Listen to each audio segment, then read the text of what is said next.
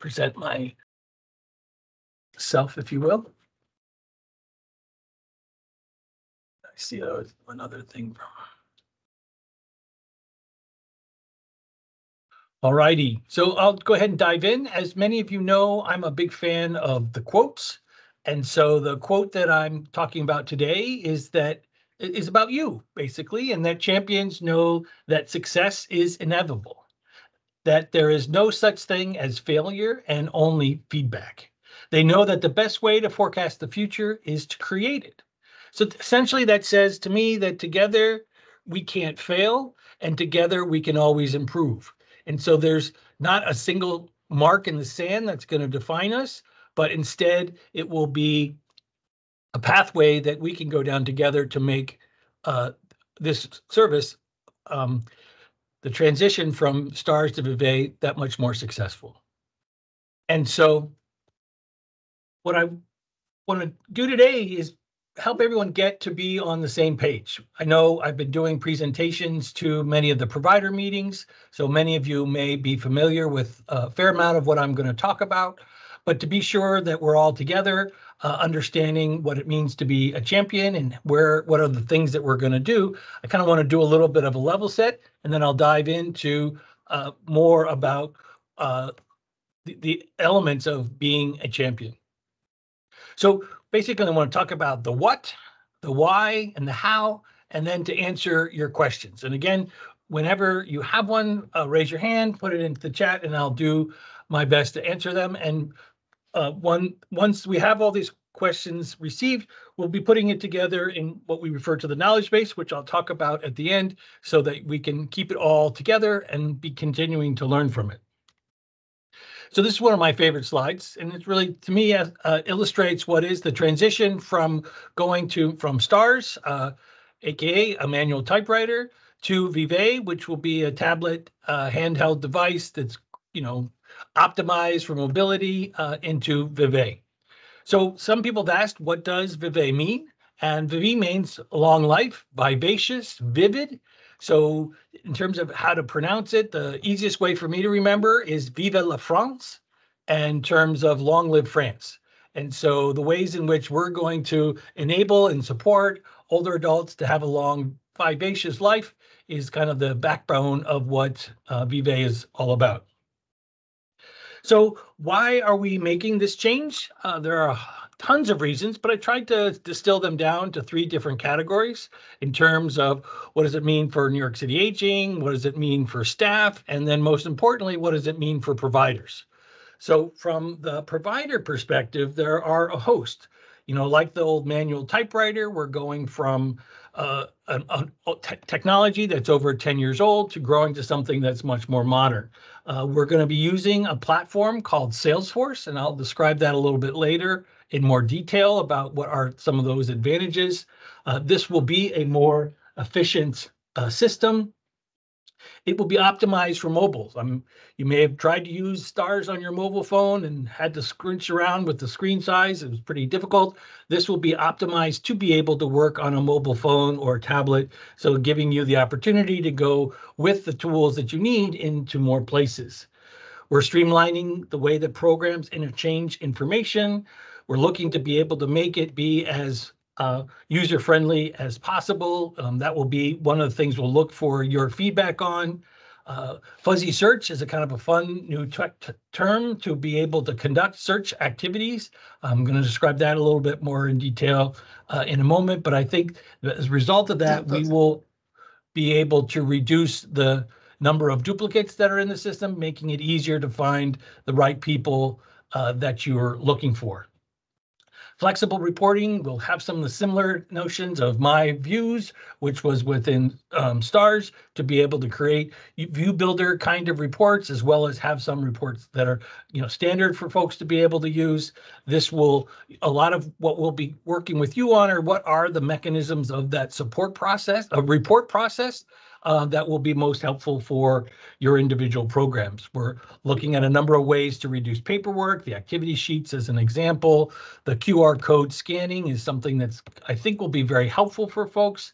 What we can do with that QR code scanning and being able to have the point of service information on a mobile device at that time, I think will also be a big benefit to the programs. We'll be able to capture real-time data as a result of using the QR codes, and we will have a learning management system. So there will be interactive trainings that will be developed in the beginning and will be available to folks throughout their experience with VIVÉ, should they have any questions. Short little video vignettes, as well as reference guides that will be available, and all the recordings, including what we're talking about here today, will be included in the knowledge base. So I guess I could pause there for a second, and if anyone has any thoughts about what I've just said in terms of these sort of benefits or key differences about what's going to be in with VIVÉ, or if there have been things that they've been thinking about that would really enrich their lives as being a user, we can chat about them now, or we can keep thinking about them and post them in the chat as we move along. All right. So I'll keep going. And the in terms of the staff, it's there's a hand yes, up there. Aaron. Yep, thank you. I know I might be premature here. No worries. But are we still going to be doing scanning and uploading? Not barcode scanning. We're going to replace barcode scanning with QR code scanning. Really? Okay. Yes. Okay. And when you're talking about this tablet, is this like, could we use any like iPad we have, or are these going to be specialized tablets that are we going to have to purchase? No, that you could use any tablet that you have, any smartphone that you have, anything that's Wi-Fi connected, and also any tablet. I mean, any laptop or desktop you have. It's not limited to mobility. It's just the idea that it can be on multiple. And I'll get back to you in a minute or two to talk a little bit more about the scanning in a bit, but I think it's going to be a significant improvement in the way information is captured. And it's not the case that you only have to use one device to do the capture. You can have multiple, and all of the information will be captured in real time as you're doing the scans. I saw another hand go up. Yes, I will make the PowerPoint available. It will be in the knowledge base, so everyone can take a look afterwards. So let me just talk a little bit about some of the benefits that are coming to the staff. We'll also be able to do some enhanced analytics. We'll be able to, because more information can be readily accessible within the system, the audit desk audits will be easier to conduct. And we believe that that will enrich your all lives too, in terms of what happens when those assessments take place. The other, from an organizational perspective, this system is actually moving in-house, so that we're no longer working with a third-party provider, which currently is PeerPlace. It will be managed and maintained inside the Department for the Aging, or New York City Aging, so that we can do those maintenance activities as well as do those enhancements at our own time. So we're not having to prioritize based upon a national network of clients. It's all about what's most important to the agency and to you in terms of when things get updated in the system. And it also means for us that it will be an opportunity for continuous improvement. What we learn from the first release can improve what we do in the second release, and it just begins to be that kind of a snowball to improve the overall system. We will be using the city's cloud security, so we'll be that much more secure. And coming down the pike in terms of being able to make the information that's available in the system to other city initiatives, such as My City, into the future. So let me take a little bit and dive into some of those things that Aaron was mentioning in terms of the QR code. These are a couple of the other details. So in the QR code, you'll be able to use, like today, your phone to be able to capture a QR code, or a tablet that you would want to be able to use. There's also handheld QR code scanners that are possible, and we will be putting together some recommendations for people who would like to think of all the different possibilities given the network of people that they may be working with that are capturing the codes. But what I think is most exciting about this is that once you do the scan, you will instantly see on your device information about whoever you've scanned. So you'll get their name, you'll be able to select what activity that you want them to participate in, if it's just attendance, if it's lunch, or it's an activity. Those things can happen on your screen at that time.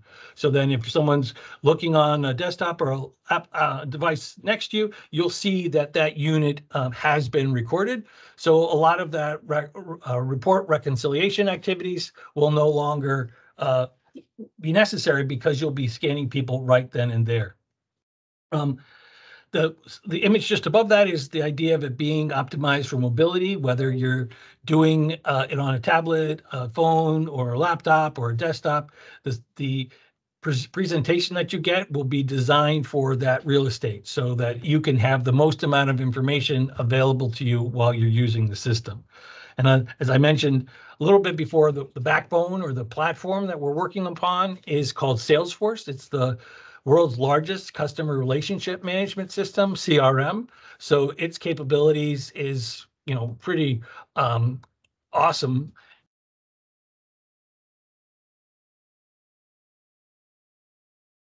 And it's, while we get to leverage the utilization of the platform, we're not bound to just them for being able to help us do the work we want. We have a layer on top of it that's purely customized for the work that we need to be doing. And then the point I also want to make about fuzzy search. So today, if you type into PeerPlace and you enter in a term, person that you're looking for, you put their full name in, and you don't find anybody. If you were one character off anywhere a part of that entry, you would not find that particular person. If you were with fuzzy search, you will be able to essentially put typos into your search phrases, and it will still find things. My favorite example is if you were to enter in Bob, you would find results for Robert, because that's the sort of logic that's going behind that. It's looking at pairing all the different possibilities to help you be able to isolate who are the folks you are looking for. And so I see that there's a comment in about integration. So I'll talk a little bit more about that in the future. But yes, we are looking at the ways in which we can share information that is in VIVÉ with our partner programs. We have actually put together a little committee of folks. So Siobhan, we're working with Roseanne. We're also working with Sage and Queens Community House. And I'm blanking on the other one at the moment. But if anyone else was interested in talking with me about that, I'd be happy to expand that circle of folks that we're talking to. Were there any other questions about Salesforce or the fuzzy search or you working with QR codes? All righty. Oh, I do see a hand up. Yes, Nancy. I don't think you're. Hello? I'm sorry, I was typing my question. Oh, okay, that's fine. Hi, David. This is Inez. I just wanted to say that I'm excited because I know a little bit about Salesforce and I know you can build into it. So that means that this is going to be our system to stay because you can do a lot of things with it. Yes, it is a very robust platform. It's, that's part of the reason why everybody around the world is using it. There's lots of different sort of clouds, they call them, of variations. And so we are delighted to be able to build upon that platform. And, and I just kind of want to continue to stress is that we're putting together the first version of what VIVÉ will be at the end of this year. And then we'll be able to continue to enhance it with feedback from you folks through the use, as well as once where the whole network is using it, so that we can really make it be very specific to what are the needs of older adults and the providers in New York City. It was, I'm sure, frustrating for some that STARS was a system or PeerPlace was a system being used all across the country. And there were things about it that were helpful in other parts of the country that weren't necessarily relevant to the work in New York City. This is all going to be about managing programs in New York City. Evelyn, did I get that right? Yes. Yes, good afternoon, everyone. I was just wondering how we will be able to upload the documents that clients are signing by using QR codes. Each document will have its own QR code? That's a great question. The QR codes are specifically used within the older adult centers and the NORCs to be able to identify the members as they come in or participate in activities. To be able to upload documents into the system, they would have to be either taken a picture of or they would need to be scanned into a system. That's unrelated to the QR code. Oops, you're muted. Oh, you're still muted. You're still muted. Sorry, Evelyn. I'm sorry. I just got an emergency call from an employee. Okay. I'm sorry. Yes. I don't know. Did you ask a question? I apologize. So in summary, the QR code and the ability to upload documents is two separate activities. So QR code, and so the uploading of consent or whatever other documents would be a fairly similar process. You can take a picture or you can scan them to be able to upload them. Thank you. Yeah, you betcha. That clears it up. Yes, thank you. Nancy, I see that you've got your hand still up. My question was actually like, will each client receive a QR code? How would you be able to scan clients like into the system and to what activity the client wants to participate or not, lunch or music or art? So the process will be similar to the way that it's done today with barcodes, in the sense that members would have a card. And what's nice about what we'll be doing forward is that those folks that do have smartphones and the like can take a picture of their QR code and keep it on their phone to make it easier for them to remember to have their QR code for them when they come into the center. We actually will be doing some videos of this as we get closer along in the process to show you exactly how it happens. But fundamentally, you'll take your device, hold it over the QR code. It will be recognized by the device. It will identify the person, and then you'll select what are the activities that they would be participating in next, whether it's attendance, lunch, or an educational, recreational activity. Right. Okay. Terrific. Thank you. All right, so I'm going to jump ahead to Inez. See, your hand is up. Yes, so I wanted to ask, we have encountered some issues sometimes with a participant having more than one ID, right? Yes. It doesn't recognize them if the last name is misspelled, even though the address is the same. Right. Is that going to be something that we're going to be able to resolve with this new system to clean that up a little bit so we don't have so many duplications? Yes. There are multiple processes that are underway already to remove existing duplicates, and we're also, by the use of using the QR codes, they will be only one per person, and so that should make it easier to manage that sort of people having multiple identifiers. It will be similar to the way in which STARS today allows you to create a membership ID, a barcode per the person, so that there will be that one unique. Well, actually, STARS allows you to create multiple barcodes, but we will be very specific in only creating one QR code for folks to be able to use. Hope that answers your question. I did see some other questions that are coming in, and I'm going to address training in a minute. And yes, the idea is that we're transitioning away from STARS to be using VIVÉ, and the expected launch date for that is at the end of this year. So I jumped ahead to another slide that I want to just briefly talk about, which is just the methodology that we're using for this change process. It's a company called ProSci. They're kind of a company that's been helping over 700 organizations go through a change process. and their model, which is here, the one that I think is the most appropriate and is guiding a lot of the work that I'm doing to make sure that you all feel engaged and confident about this upcoming change. And so there are 5 sort of phases or principles that are a part of this. The first being awareness. And so you should have received some of the emails I've been sending out. You may have received a little video that we put together.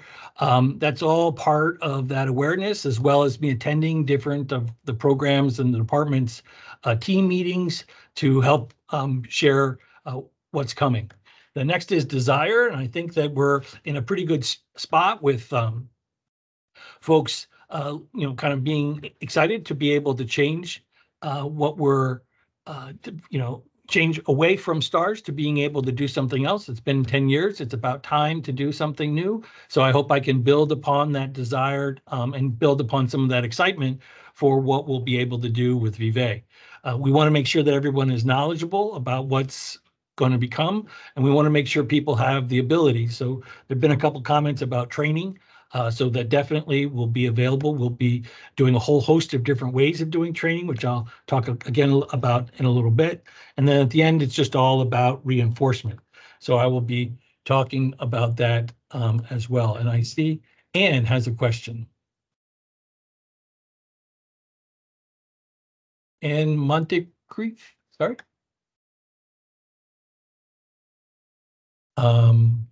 Okay, how about Anastasia? Okay, I unmute myself. So what Okay. I wanted to know is if you could just break it down. Just give me an example. Like, for example, somebody come in the center. They're going to be ordering meal. They're going to have dinner. Mhm. But before dinner, they're going to have a class. Tell me what happened. Just give me an idea and let me see how this works. Sure. So they walk in the door, they come in, they sign in at the sign-in sheet, and they present their membership card, and Yeah. which has a QR code on it, and they get their QR code scanned. That means that they've tracked attendance. They Right. want to go in the room across the hall and participate in an art class. They go in, they say they want to participate. They show them their card. The person scans their membership card again, very similar to the way that people would do that barcode. And then they would go for lunch, and just like they do the barcode scanning for lunch, they would be able to scan their QR code to be able to get lunch. Now, a key difference between this and the barcodes is that when you scan in the barcodes, you don't know that you've captured everybody at that moment of doing the scan until you upload the information later that night. And Right. if you have scanned any person into the wrong class, that is not something that you can change without going through a reconciliation process. By doing the QR code, you'll be able to see that the person you're talking to is is the one that you want to enroll in as attendance or in an activity or in for lunch. And so then, for the most part, your reporting should be, I'm sure there's going to be some things that I haven't thought of, but it's going to be very easy, much easier for you. Now, So I ask another question. Who is going to provide this QR, this card? It's going to be coming from the Department of Aging? we're working on, we're trying to figure out what's going to be the best way to disseminate that for folks. Yes, right now, a lot of people have made membership cards just as printing out paper, putting them in lamination. So that may be something to do. I know that some folks have created cards in other ways. We're going to work through what's going to be the best way for you to make those cards. Question. You Yep. were like, you narrated a little bit, what does it happen? So we are not going to need to create event anymore because you mentioned it as. No, sorry. You definitely will need to create an event because you need to be able to identify that person as being enrolled in that particular event. The method of enrollment will be the scanning of the QR code. That help? Thank you. Thank you. Yes, You're we'll very learn welcome. along. I'm just going to look in. So someone asked about whether things are going to be available for folks that are blind, and we're really looking very closely at what are the ways in which we're going to ensure accessibility. There are some standards that we'll be building for, but part of the reason we've included folks in this who are among the champions is to make sure that we do things, we confirm that we're doing things as best as we can. Do you have any idea how many people at the center can have access to it? I know there's limitations sometimes, you know, how many, I don't know if it's a license or who will be able to log in, how many people? We're expecting there to be, we will have more accounts for people than we've had in the past. It probably will be close to anywhere from 150 to 200% more for the different programs. I don't know what that exact number is at the moment, but it's definitely going to be more. And there will be some more local administration to be able to help with that process. It will not be unlimited because everything, you know, doesn't, very few things come. I guess love is the only thing that's unlimited. But so just to sort of thinking about it from that perspective. I hope that's helpful. So I see Shaneza, sorry, I'm not doing well with names today. You have your hand up? Yes, hi, David. My question is regarding the QR code. Now, Okay. since we're going to use QR code, are we still going to do a sign-in sheet? Yes, there will still need to be some paper. We'll talk a little bit. How much paperless we're going to be able to go is still up for a little bit of debate. But I know for sure that we'll at least have at least the sign-in sheet. Whether we'll need to keep all of the activity sheets, that's something that's still being discussed because you need to have at least one signature. Okay, now I'm coming in the morning and I know I'm going to eat breakfast, lunch, play bingo, do like a lot of activity. It will be able, the person in the morning, choose all the activity going to do it, and instead every 5 minutes go around. We have this, we have this. So the rules that I understand them is that you need to track people at the time of their events. So to pre-register for people you can do, but you still then need to say that they actually showed up. So there's too many situations where people have said, I'd like to attend, but then don't attend for whatever reasons, not. And so we want to be sure that we're capturing the people that actually are attending those activities. So I saw a couple other hands go up. So let's see who else we had. Elena, Ala, is that right, Ala? Yes, Ala Place from JASA. I Hello. have to, hi, David. Thank you so much for giving us this time to understand what is really VIVÉ about. I have two questions. One question, if the person receive a variety of services from NYC Aging, including like all the adult center, NORC program, caregivers, and whatever, does that program need a completely different QR code for every program? No, it should be one QR code per person. And for the most part, QR codes are largely used by people that attend the OACs and the older adult centers and the NORCs. People don't need to have a QR code if they're coming in for case management. They're certainly welcome to have one, but that's not the way that they get registered for activities. And another question I have are some of the NORC programs, they are also receive funding from NYC State Office for the Aging. Will this application be friendly for the clients who receive the services or a reporting system to NYSO for New York State Office for the Aging?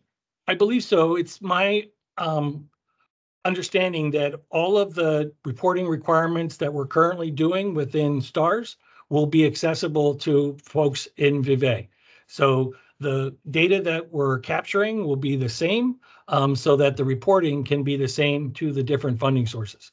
We're actually going through a process right now to confirm all that, but that is the way it should be. So there shouldn't be any need for you to report to any entity that's funding for aging services that you would do outside of VIVÉ. Actually, for the NORC, you're talking about the NORC services that you are directly contracting with NYSOFA for, correct? I think that's you, Ella. Yeah. Yes. Yeah, I Okay, just yes. unmuted myself. So, Yes. so that's a different contract. So you're contracting directly with SOFA. So you should check with them about what data you need for your reporting, because our questions may be different. They're contracting with you directly. So that's like outside of our system. If they're going to use the same, if they're going to be using the same questions, then we can always have a conversation with SOFA. Otherwise, check with them, make sure, that they're willing to accept whatever's entered in our system. I just don't want to, give you the wrong advice. So if they're contracting with you separately, definitely check with NY SOFA. Okay. It's not the same But currently system. currently with the peer place with a star, so we're able to run the report that generates data for NYC Aging and for NYC SOFA as well. Okay, I'll speak with NYC SOFA group. Yeah. Okay. All right. I saw, Aaron, I saw your hand up again. I think you answered the question. So Whew. everybody's going to get a QR code, and basically the QR code is taking the place of the key tag, and we're still going to be scanning a service before we scan the QR codes. Is that correct? Or like now I scan congregate lunch, and then I take that scanner and I go out and I scan for lunch. I'm going to say 85% true. When you do that scan, you'll be able to identify what you're scanning for. So you could have somebody coming to you for lunch, and you can scan them. You can have somebody else who's right next to you wants to join into the art class that's happening right behind you. You can scan them, and when you touch on the screen about what you're registering for them, they can be for art.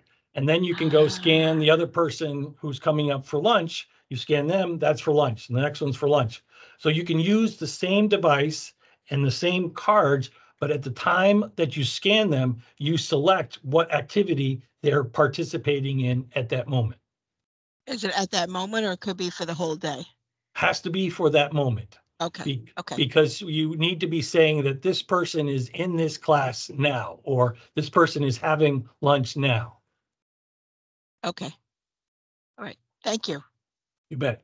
But, all right. So I saw Mara had a question. Hi. Yes. So Hi. question for us. Oh, is it Myra or Mora? I don't know who you're. Sorry. I think I said Mara. We'll get you in a second, Myra. Okay, so it's Mara, right? Yes, please.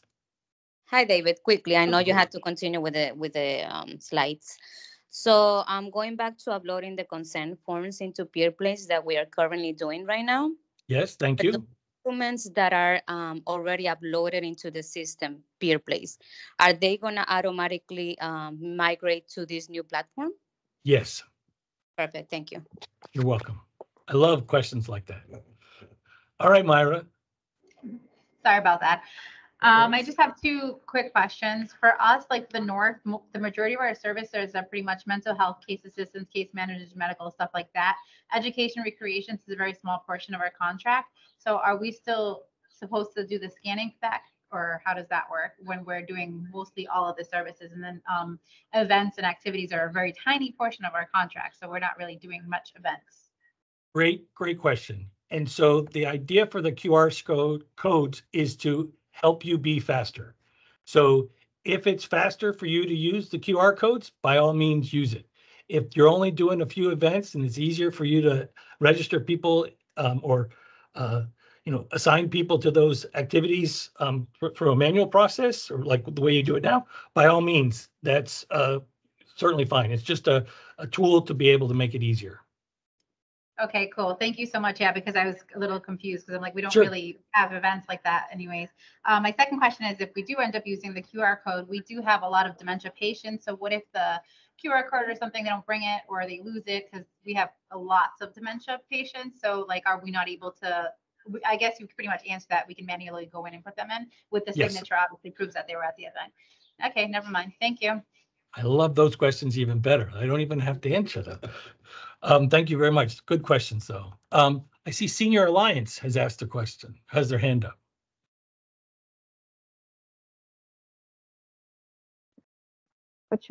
Hello.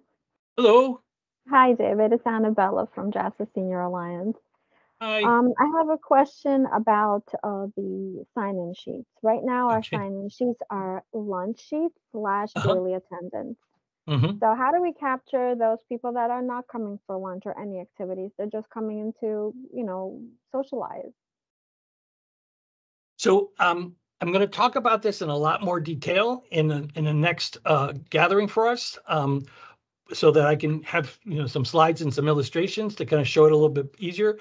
But fundamentally, the QR code is going to be able to capture a person's identification at a moment. So if you want to capture that for attendance, then you can scan their code and get their attendance. If they then come later for lunch, you can scan their code again and be able to get them for that lunch meal. You can you do it Each time we have to scan their QR code. Each time that they're participating in an activity, whether that's lunch or an event. But if they come in and just socialize all day, then you would only capture it the one time that they signed in. Okay, and a lot of the clients also are not so technologically advanced. Their phones are not, scanning anything. So how do we do that? Because they're most likely going to misplace them, lose them, not take them with them.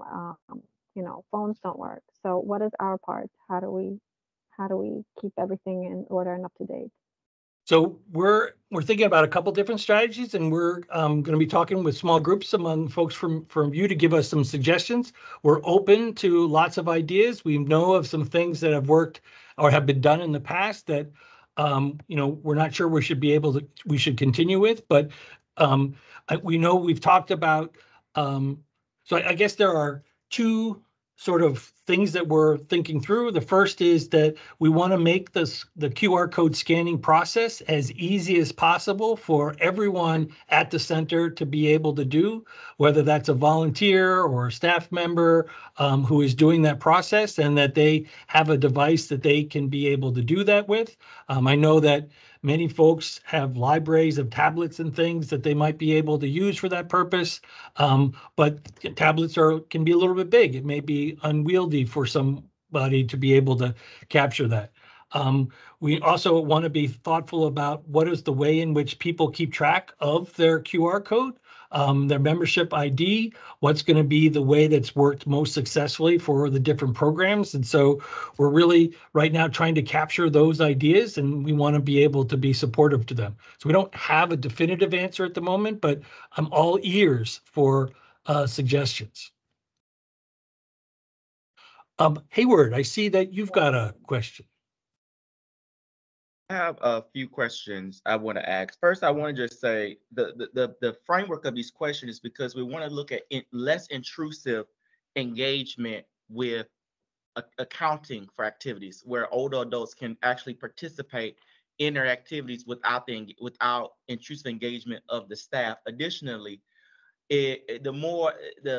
both the sign-in sheet and the barcode, and constantly having to account for that, takes away from actual meaningful engagement and activities that can be put on by the staff. So that's why I want to base my framework around the question is. The first question is if someone doesn't have, if someone wants to remain anonymous, can they still be captured in the VIVÉ system? So number one, I want to say thank you. I think you're right. We want to do the best that we can to make people find an environment that's enriching and enjoyable for them to participate in. And I would just add, though, that we need to record what kind of activities are happening in the center so that we can be able to account for the funding that we get to provide the services.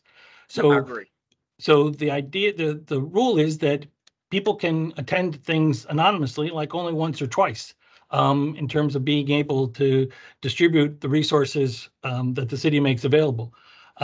Then we need to be able. So the answer is yes. The system will allow for anonymous registrants of activities, but it's not designed to allow people to be anonymous forever. Well, no. What I'm saying is, if they don't sign consent forms, they can still participate in the congregate lunch or dinner or breakfast. They just cannot participate in activities if they don't sign the consent form. That I would need to double check on that with the program team, but I believe that you are correct. Okay. So my second question is there a federal mandate around having the act, or a city state mandate around having activity sheets now that there are going to be QR codes to be scanned in? We accept the attendance when they walk in, but is there a mandate that we have to have the activity sign-in sheets now that we're capturing it electronically? So that's something that I hope that will be true. I just need to finish some, internal confirmations, but the idea will be that people sign only once, which is when they come in and they put their signature on it. So there's actual signature that then is uploaded into the system, and then everything else can be tracked electronically. Okay, two more questions. I won't be finished. The second question is that if they sign in once, if they come in and you scan their QR code, why do we need? Can we not just select the activities they are wishing to participate in without having to scan them again? Especially when some sites don't have multiple rooms, some sites is one big space, and so and a lot of the older adults go from one thing they like to another thing they like. But can we, because I know like sometimes like the YMCA has it, some other organization, but once they sign in, they sign into all the activity they're going to participate in, and then that's how they say that they're going to participate at one time. I hear what you're saying, and the way I understand the rule is that we need to know who's attending what activity at the time the activity is taking place. So that pre-registration for an activity is something fine to do, but that doesn't account for somebody actually attending that activity. So, this is all great feedback. I'll bring it back up to the program team, and when we have our next chat, I'll be happy to sort of be able to address that in more detail. The last question is around the replacement of lost QR codes. If they lose their paper code or they don't have it on their phone, is that a cost to the organization? And is there an administrator that will have access to send out another QR code if older adult was to lose it? Or if they don't have a phone, they have a paper one and they lose it? So the local administrator at the program will be able to generate a new QR code. And so membership card, which will include the QR code. Okay, and for the ones that most of our older adults do have cell phones, but some people that might be homeless that are older adults participating, if they lose a paper card, will the cost of creating a new paper card be on the organization or be on the funding source to provide paper cards if they were lost? I don't know for sure because we're still trying to work that through, but it's my understanding that you would be able to print out another card for somebody. And so I don't think that that's an onerous cost on the program side to be able to do. But we'll better understand that as we move forward a little bit. Thank you so much. You're very welcome. Thanks for the good questions. So I'm going to jump ahead a little bit just to talk about, what does it mean to be a champion? And I couldn't resist including Caitlin. I think she did a phenomenal job with the women's basketball. I wasn't sure if anyone else was watching. My daughter's a basketball player, so I couldn't resist. And these are just some of my other heroes are also champions.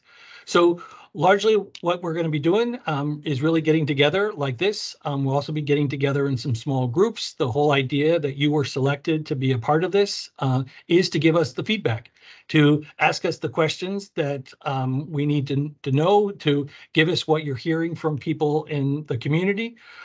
Very soon, we're going to be pulling together videos of what the new system is coming together.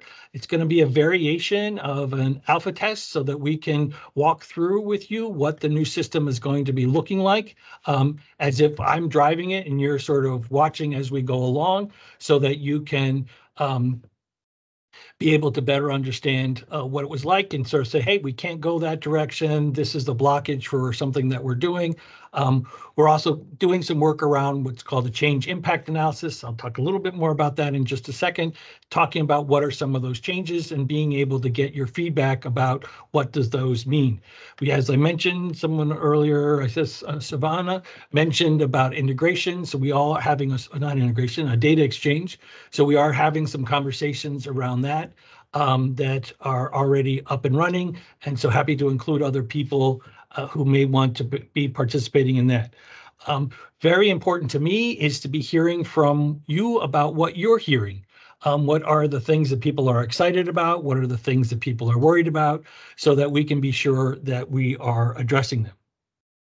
So this is going to do very quickly a very complicated slide that fundamentally says that we're going to be doing our rollout in around November or December. I want to show just what it is, a variation of what an impact analysis is going to be in terms of what are some of the things that we're expecting to happen that are going to be minimal impact. You know, we're going to change some terminology of things. We're going to have some fancier desktop dashboards with some I think enhanced activities that people can do. We'll be able to make it accessible for people in a mobile environment or on a desktop. There will be some things that are a little bit more tricky that will be changing. The fuzzy search will be an example of something that's just a little bit different about the way that you do the data entry and the way that that processes. The flexible reporting, you know, any sort of change to reporting is going to be different. How do we help you prepare for that and get confident about that? The referral process will be a little bit different, and we are also going through the process of streamlining some of the forms. There will be some things that are a little bit more difficult. Many of you are currently using PRISM, and that you go through a multi-factor authentication, MFA, to be able to get there. Because this will be behind the city's firewall, we'll need to do the same sort of activity here. So we'll spend a lot of time talking with you. There'll be some videos about how to be able to make that work out really well. We've already spent a fair amount of time talking today about the QR code scanning. There will be some other navigational changes. We are going to be including some tools to be able to support HTML routing, and we will have an upgraded app for the home delivered meal program. Just want to touch a little bit about the training before we disappear. We're going to do about 3 to 4 months of training before we launch the system. That will start off with our own in-house training. Then we'll spend training by program throughout the for about 3 months for folks. So we'll be starting registering up and preparing for that over the summer. The training will largely be done virtually, but we will have, this was the cutest picture I could find, about practice environment. The idea that you can go to the training and then you will have access to a practice environment for you to be able to go in and explore and do all the things that you think you would do or need to do within your program area. If for whatever reason you have any questions, we're going to have virtual office hours. Virtual office hours mean that there will be a place for, excuse me, sorry. There will be an opportunity to do a general. So if you have any questions generally about the system, as well as office hours that are scheduled specific for a program. We'll also be doing key benefit webinars. So these will be opportunities a little bit like this, but likely with more people, much more structured. We would do one of these, for example, around QR codes so that you could see the process, and then we would walk through all of the different permutations and be sure that we could answer all of your questions. And I won't say I'll go talk to program about it because I will already have known. And then the last is the knowledge base that we will have. You may know that it's already accessible today on the PRISM tool. When you log into PRISM, you go to the library, and when you get into the library, you'll see that VIVÉ is an option. When you select VIVÉ, these are all of the different options. And if you ever have any questions about how to use the PRISM, the app support at aging.gov is the place to get it. There was a question brought up about data migration, and I apologize for my speed. Just want to get through the last couple of slides. So we're going around this half circle, if you will. We've been doing all the internal work of the identity search. We've been working about reducing the duplicates. We're getting set up for how we're going to match everything identically from STARS into VIVÉ. We'll be doing the transformations over the summertime so that there's a total and complete migration by the time that folks need to get up and running. So you all are, I know, are probably involved in that data cleansing, data wrangling process of being able to get records up to date. And we talked, someone mentioned the challenges with the consent form and getting those all, so that all the stuff that gets validated and online will then be migrated into VIVÉ. And then just the last slide real quick is that, you know, this is a big project. And so the way that I know that we can be successful is if we keep talking to each other. So I'll keep sending out communications. We're going to hopefully have this meeting on a monthly basis. I think I mentioned, I don't know if I actually said, looking for the, what's Thursday? Sorry, first Tuesday of the month at 2 o'clock. I'll be sending out some reminders in a little bit so that we can have these conversations, to be engaged in working with you to make sure that I'm able to hear what you're saying so that I can do that active listening, so that I can take your feedback and then respond to it within the frequently asked questions, so that we have the virtual and on-site office hours for ourselves, and that we have adequate time. So we do so far that we can be successful with this project. So a lot of this is up to your ideas, your own creativity as well. So if there are things that, you know, haven't worked for you, you always said, if we only could do this, and this would make that process better. We've talked a little bit. I would love and welcome all ideas that you have about how do we help members who have trouble remembering their cards, so that can be a way that we can streamline the process for everybody. That would be very good. So I welcome that. And then this was all about questions, and you guys came with a lot of them. So I really appreciate that. So I see, Thomas, I don't think I got to answer any of your questions. So I'll do you, and then we'll finish up with Shanae. All right, thanks, David. First of all, I just want to say this is great. You answered a lot of my questions in your last minute or two, but I did want to jump out because you said the projected go live is November, December, right? Yes. And I'll just say I have concerns because that's usually the largest PTO time frame for staff. Like people aren't in, right? And I know that the way that you answered a lot of my concern there is, you know, the prep time in the summer that's really going to be used to get everybody up to speed and do all the vetting ahead of time, et cetera, et cetera. But I guess my question really is, how hard is the timeline? Or is there a potential that it's going to be December, January? Like, you know, just, I guess that's where I'm at.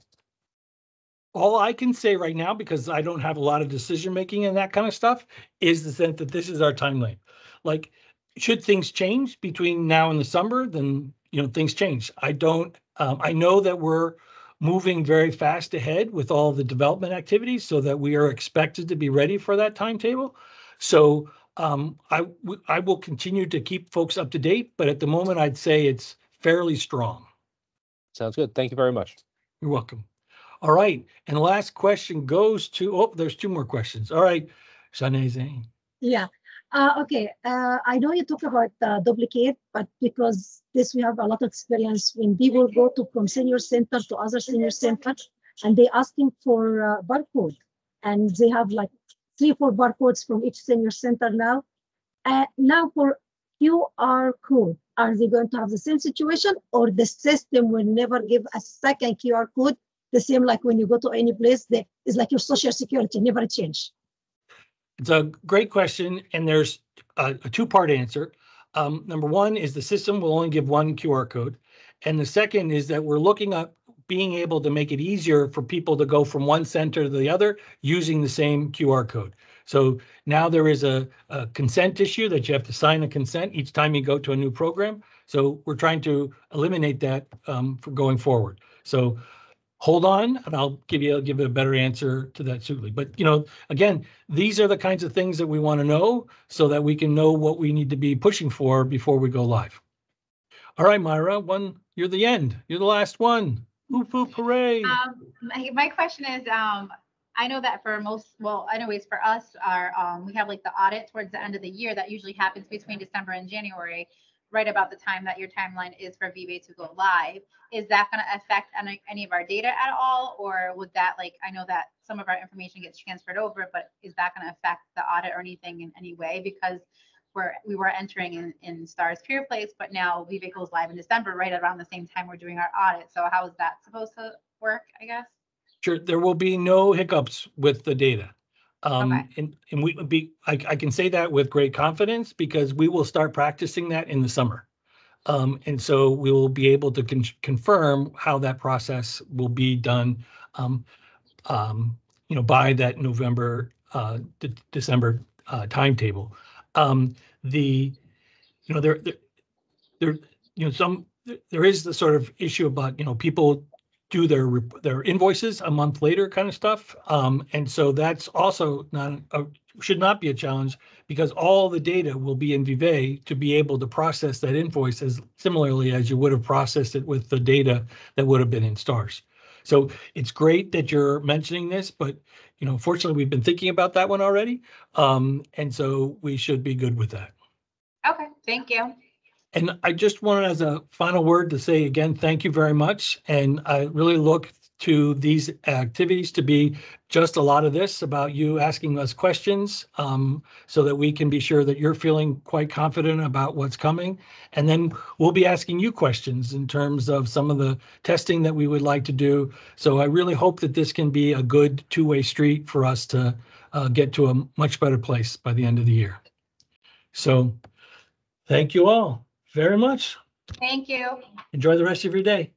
Cheers. Hey. Thank you, David. Thank you. Bye-bye.